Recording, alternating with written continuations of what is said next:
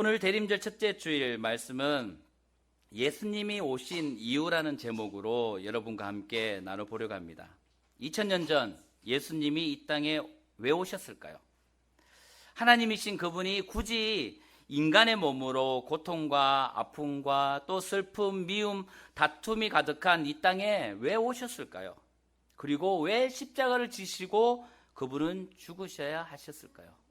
결론적으로 말씀드리면 예수님이 이 땅에 오신 이유는 고통과 아픔과 슬픔과 미움과 다툼, 그 속에서 죽어가고 있는 죽은 그 인간을 구원하시기 위해서 오셨다는 것입니다. 이곳에 계신 분들도 모두가 인정하는 그런 고백일 거라 믿습니다. 수천 년이 지나도 해결되지 못했던 것들이 우리 인간 사이에 있었습니다. 서로 미워하고 서로 싸우고 또 내면의 고통과 또 외적인 고통, 아픔과 슬픔과 또 이런 여러 가지 부정적인 그런 문제들 때문에 인간은 너무나 힘들어 왔습니다. 그리고 그것을 한번 이겨보려고 나름대로 노력하면서 그렇게 살아왔지만 결코 해결하지 못한 것이 우리 인생 속에 있는 이런 많은 어려움들입니다. 아무도 해결하지 못한 그 어려움들을 예수님께서 오셔서 단번에 그 모든 문제를 해결해 주셨다는 것입니다. 바로 십자가의 사건으로 주님은 죽으셨고 또 부활하심으로 인해서 우리 인간의 그 모든 풀지 못했던 문제들을 주님께서는 그것을 모두 해결해 주셨습니다.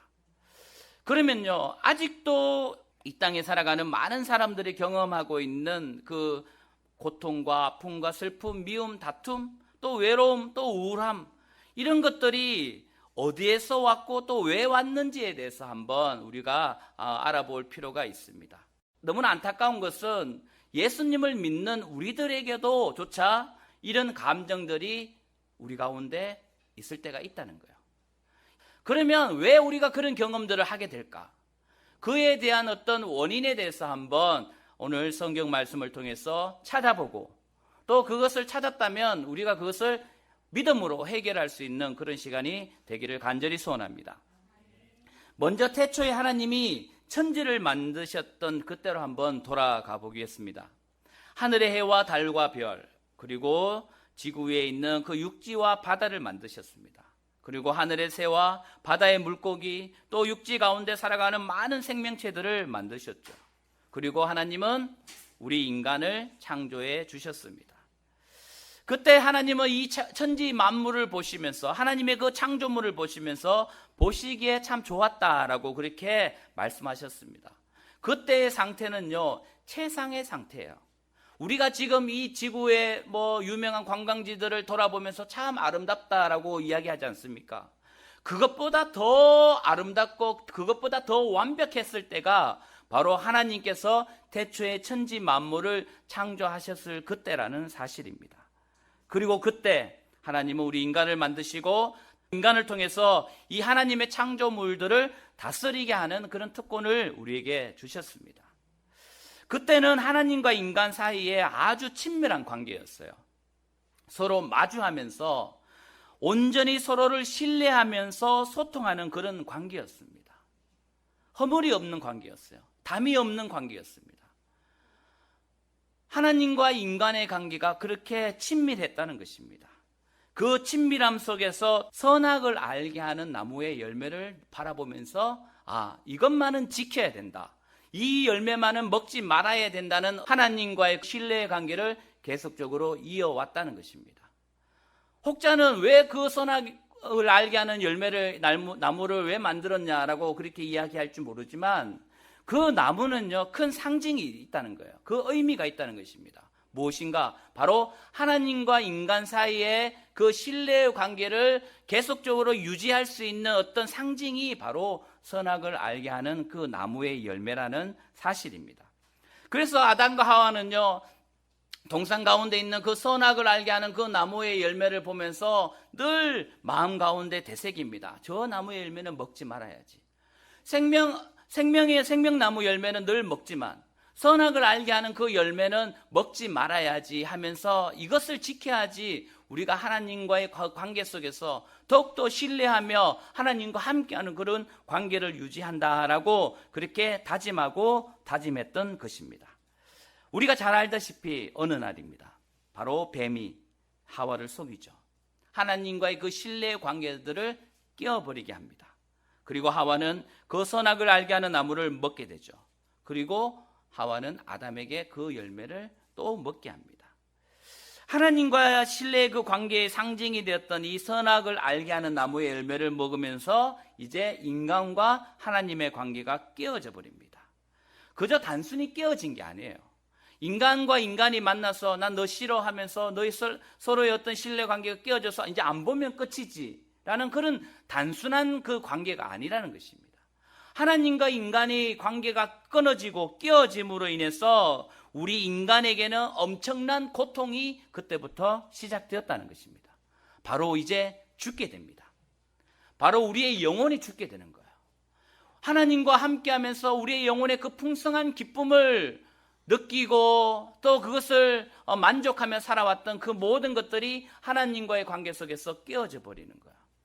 그로 인해서 지금 우리가 겪고 있는, 여러분들이 감당하고 있는 그 아픔들이, 고통들이 그때부터 시작되었다는 것입니다. 그리고 우리 인간도 나이가 들면 죽게 되는, 우리의 생명이 다하게 되는 그 일들도 바로 이 하나님과의 관계 속에서 그 신뢰의 관계가 깨어짐으로 인해서 시작되었다는 사실을 우리는 알기 원합니다. 제가 서두에 말씀드린 인간이 겪고 있는 고통, 아픔, 슬픔, 미움, 또 두려움, 다툼, 외로움, 우울함들, 이 모든 것들이 바로 하나님과의 그 관계가 깨어짐으로 인해서, 우리 인간이 죽음으로 인해서, 우리 영혼이 죽음으로 인해서 그 모든 것들이 우리 삶을 지배하게 되었다는 것입니다. 왜 그랬냐면요, 하나님과의 그 신뢰를 지켜야 할 그 선을 넘어버렸기 때문에 그 일들이, 그 아픈 일들이 시작되었다는 것입니다. 우리 인간의 삶 속에서도 마찬가지입니다. 우리가 이 땅을 살다 보면요, 넘지 말아야 할 선이 있습니다. 그렇죠. 이 사회 속에서 도덕과 규범, 법들이 있지 않습니까? 그것을 우리가 넘어버리면 그에 합당한 처벌을 받게 되는 거죠. 그래서 그 선을 넘어서는 안 됩니다. 철저하게 그 선을 지키기 위해서 나를 늘 깨우치고 또 내가 또 다짐하고 그 선을 넘지 않기 위해서 힘을 써야 한다는 것입니다. 그리고 서로의 어떤 선을 넘을 때 그에게 큰 상처를 입힐 때도 있다는 것입니다. 그래서 이 선을 우리는 보통 예의라고 합니다. 서로 지켜야 할 예의가 있지 않습니까? 그 예의를 지키지 않을 때 서로에게 아픔을 주는 것입니다. 우리의 형제들과의 관계, 또 부모와 자식들의 관계, 남편과 아내의 관계 속에서도 분명 넘지 말아야 할 선이 있습니다. 넘지 말아야 할, 하지 말아야 할 그 말들이 분명히 있다는 것입니다. 인간은 하나님과의 그 약속 속에서 넘지 말아야 할 그 선을 넘었고, 또 그로 인해서 인간이 책임져야 할, 인간이 받아야 할 그 고통을 지금까지 지고 있다는 것입니다. 순종과 불순종은 절대로 가까이 할 수 없는 것입니다. 우리가 순종함으로 하나님과 함께 했었더라면 그런 일들은 없었을 텐데, 불순종으로 인해서 우리는 그 고통 속에서 지금도 살아가고 있습니다. 그 불순종의 죄로 말미암아 오늘 창세기의 말씀을 보면요, 자기가 벌거벗은 것을 부끄러워하는 것들을 알게 됩니다. 우리가 벗고 있으면 부끄럽잖아요. 왜? 내 몸이 사람들에게 모두 알려지고 보여지기 때문에. 또 그런 의미도 있지만 우리의 마음에 있는 정말 내가 드러내고 싶지 않은 나의 어떤 치부까지도 사람들이 나를 보면서 그것을 알게 된다면 그것을 좋아할 사람은 아무도 없을 것입니다. 그래서 사람은요, 남에게 들키기 싫어, 또 보이기 싫어서 내 마음 가운데 꼭꼭 숨겨놓는 그 나의 어떤 부끄러운 모습들을 모두가 가지고 있습니다. 나의 연약함들을 늘 가지고 있습니다. 왜 그게 부끄럽게 여겨지냐면 바로 하나님과의 관계가 깨어짐으로 인해서 우리의 부끄러움들이 드러날까 봐 그렇게 꼭꼭 숨기고 있다는 것입니다. 그러나 하나님을 정말 우리의 아버지로 그분을 우리 마음 가운데 받아들이고 그분과 함께 우리가 살아갈 때 비록 우리 가운데 연약함이 있을지라도 우리가 주님과 함께 있을 때는 우리의 연약함이 드러날지라도 우리는 그것에 대해서 부끄러워하지 않는다는 거예요. 그것이 자존감이거든요.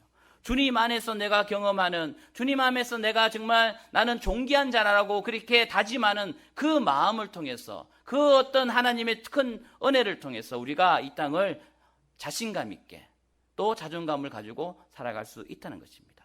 그러나 하나님과의 관계가 깨어짐으로 인해서 우리에게는 모든 자존감이 떨어지고 깨어지고 또 내 모습이 부끄러움으로 가득 찬 모습으로 인해서 온전한 삶을 살 수 없었다는 것을 또 깨닫게 되었습니다.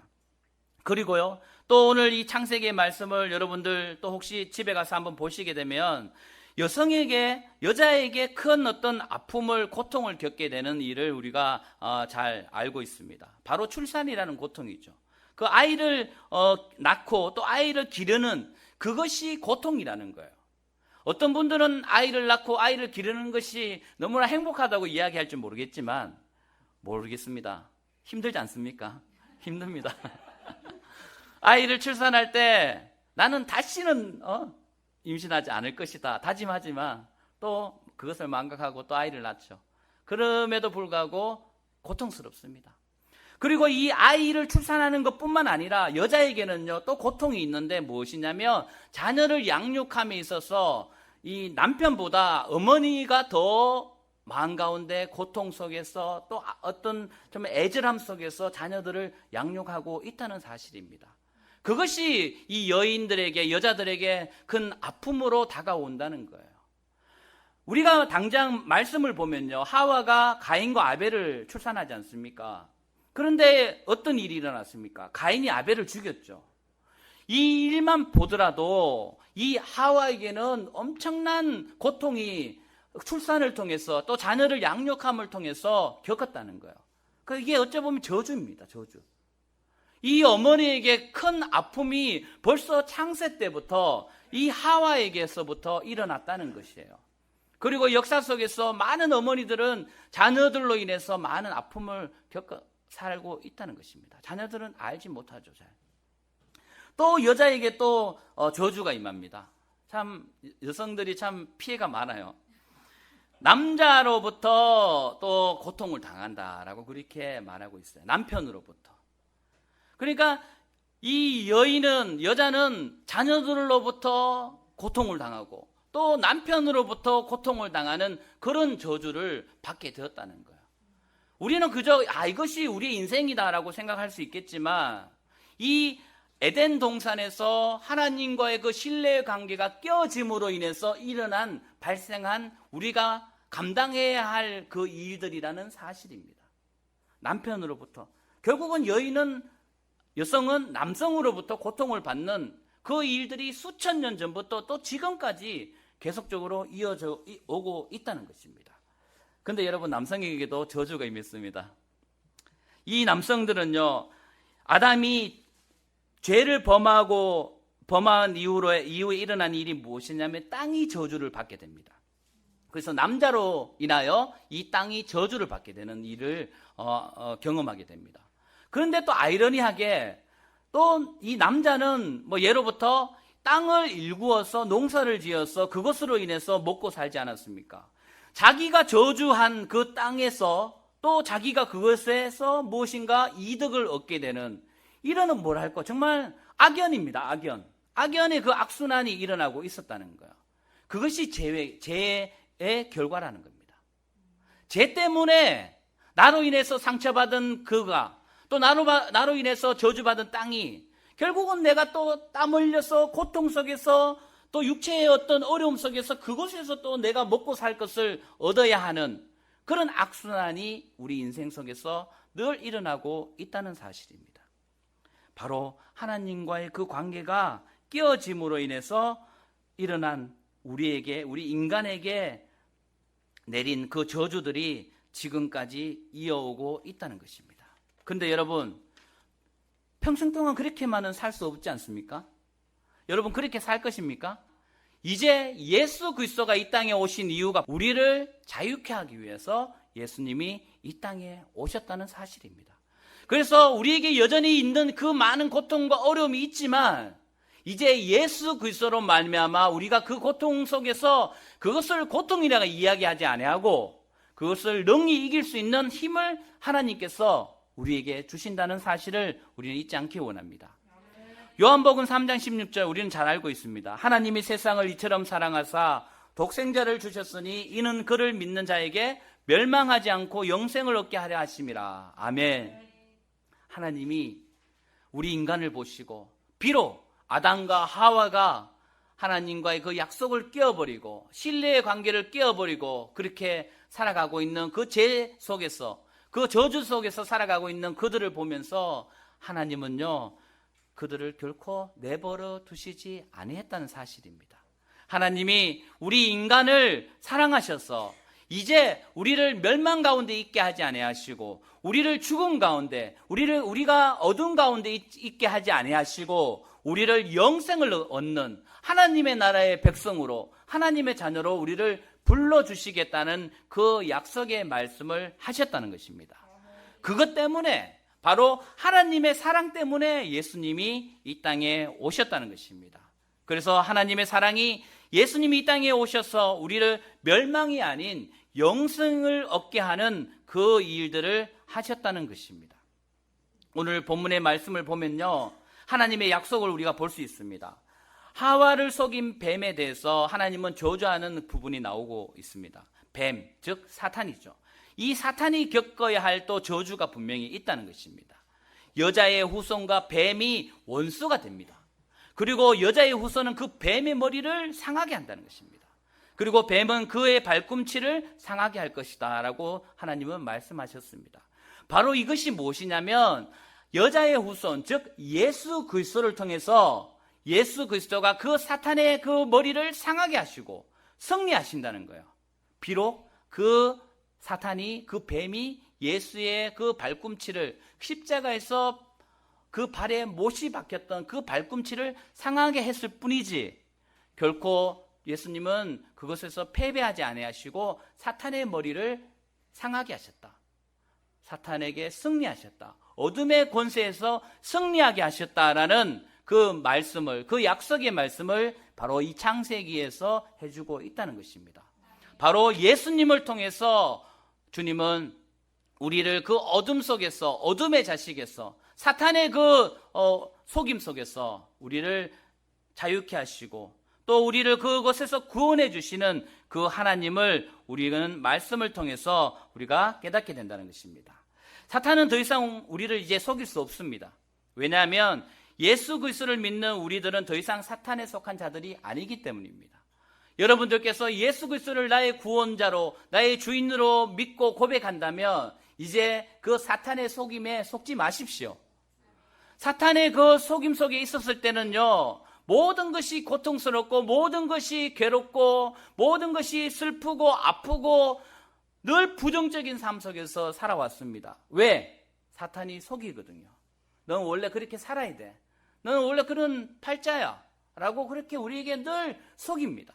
그러나 예수 그리스도께서 이 땅에 오시고 예수 그리스도로 말미암아 우리는 이제 결코 그 사탄의 속임에 속지 아니하고 우리는 예수님으로 인해서 이제 하나님의 자녀가 되었다는 사실을 여러분들 잊지 않기를 간절히 소원합니다.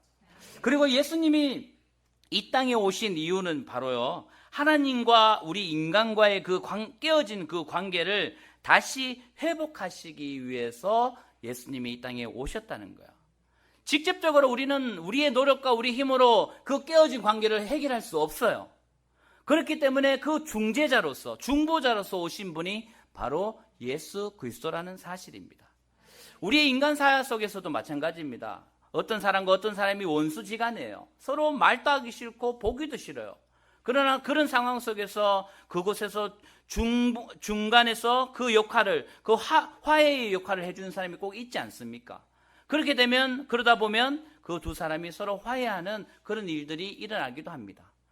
완전한 화해이신 완전한 화목케 하신 그 분이 바로 예수 그리스도라는 사실입니다.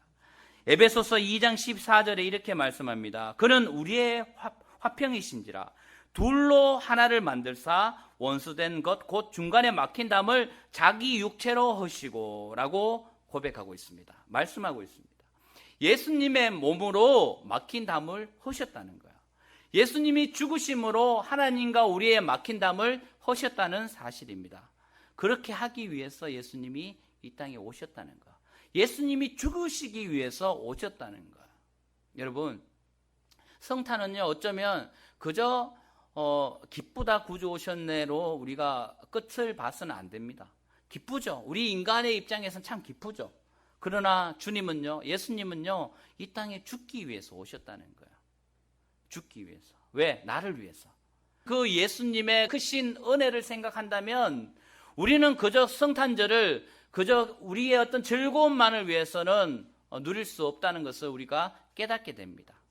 주님의 오심과 십자가는 떨어질래야 떨어질 수 없는 그런 관계라는 것입니다.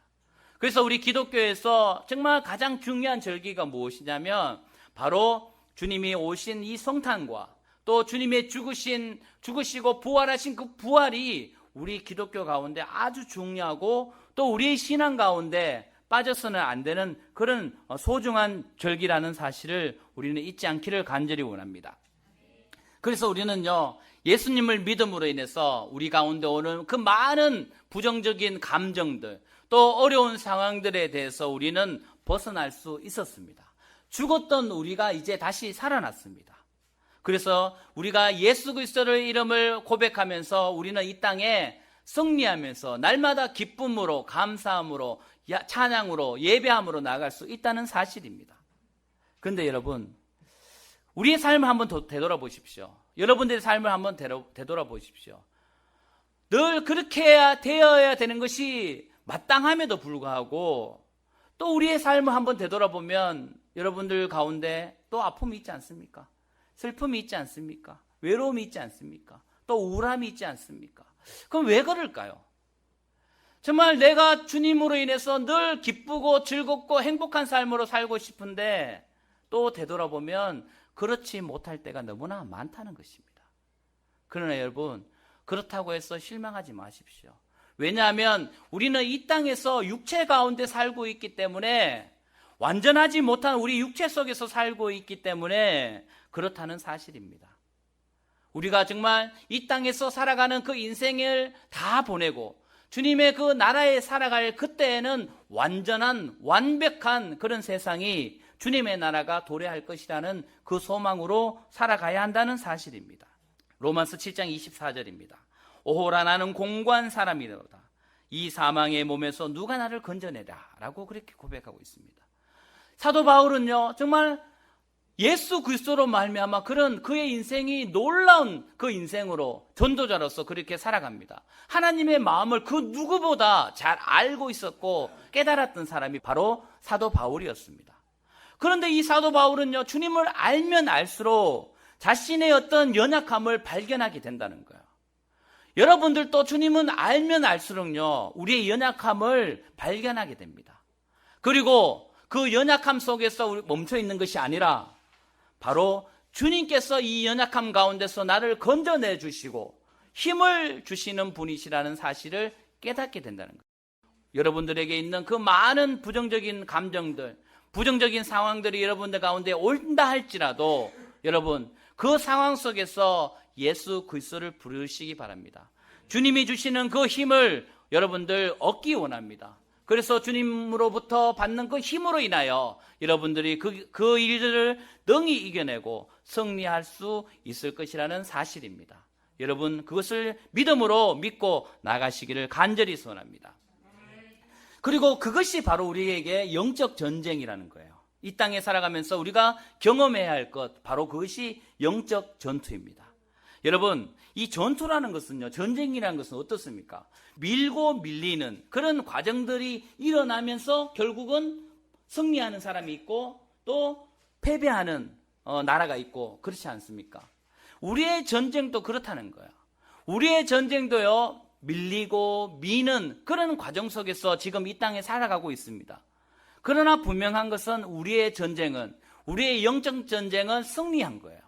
그 승리한 영적 전쟁 속에서 우리가 때로는 밀릴 때도 있고 때로는 승리할 때도 있고 그런 과정들을 우리가 이 땅에서 살아가고 있습니다. 한번 예를 들면요, 우리가 이 6.25 한국 전쟁을 우리가 한번 생각해 보게 됩니다. 그때 어떤 일이 있었냐면 이제 이 낙동강 전선, 낙동강 전투라고 여러분 잘 많이 들어보셨죠? 그 낙동강 전선을 지키기 위해서 수많은 사람들이 죽임을 당했습니다. 그리고 특히 학도병들, 젊은 13살, 2살, 5살 되는 그 어린 아이들도 많이 죽었습니다. 그런데 그렇게 할 수밖에 없었던 것은 이제 마지막 마지노선이었거든요. 만약 그 낙동강 전선이 무너지면 부산까지 내려오게 되면, 공산군이 내려오게 되면 이제 전쟁은 끝나는 것이었습니다. 그래서 그 정말 끝날 것만 같았던 그 낙동강 전선을 지켰던 그 사람들이 마지막까지 그것을 지킬 수 있었던 그 힘은 무엇이냐면 바로 인천 상륙작전이 성공했기 때문에 질 수밖에 없다고 생각했던 그 상황 속에서 그들이 끝까지 이기고 지켰던 그 우리의 역사가 있었다는 거예요. 바로 인천 상륙작전을 통해서 이제 서울을 다시금 찾고 그 연합군들이 다시금 이제 낙동강으로 남하하는 그 일들을, 그 소식을 듣고 이제 이 낙동강 전선을 끝까지 지킬 수 있었다는 거예요. 바로 승리의 소식을 들었기 때문에 힘들었지만, 비록 어려웠지만 그 낙동강에서 우리의 군인들이 그 땅을 지킬 수 있었다는 거예요. 우리들도 마찬가지입니다. 여러분들의 삶이 좀 전에 말씀드렸듯이 여러 가지 어려운 상황 속에서 있다 할지라도 정말 벼랑 끝에서 나의 모습을 늘 바라보면서 넘어지려고 하는 나의 모습 속에서도 우리가 그것에서 쓰러지지 아니하고 우리가 그것에서 패배하지 않아야 할 그 이유는 무엇이냐면 예수님께서 이 땅에 오시고 우리를 위하여 십자가에 달리시고 부활하심으로써 그분이 승리하셨다는 이 하나님의 말씀을 붙들고 우리는 절벽 끝에 있는 그 우리의 심정이지만 그래도 우리는 그곳에서 패배하지 않았다는 사실입니다. 여러분들이 이 사실을 이 믿음으로 그렇게 살아가기 원합니다. 그것이 바로 그리스도의 삶이라는 것입니다.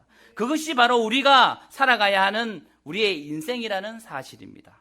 여러분, 바로 이것이 성탄의 기쁜 소식입니다. 바로 이것이 복음이라는 사실이에요. 바로 이것이 그리스도인들이 살아가야 할 그 이유라는 사실입니다. 그저 잘 먹고 잘 사는 그런 1차원적인 그런 신앙에서 우리는 벗어나야 합니다. 못 살 수도 있죠. 못 먹을 수도 있죠. 그것에 우리가 먹고 자고 입는 것에 우리의 마음이 흔들린다면 주님의 그 십자가의 죽으심은 너무나 의미가 없죠. 주님이 얼마나 슬퍼하시겠습니까? 너희의 먹고 자는 것 때문에 내가 죽었냐? 너희들이 그렇게 가진 것이 없다는 그것 때문에 내가 십자가에서 그 고통 속에서 십자가에서 못 박혔냐? 라고 주님은 우리에게 반문하실 것입니다. 여러분, 우리가 잊지 말아야 할 것은 주님의 오심은 그 십자가였고 또 주님은 부활을 통해서 우리에게도 승리의 소식을 전해주셨던 그 놀라운 소식을 우리가 알기 원합니다.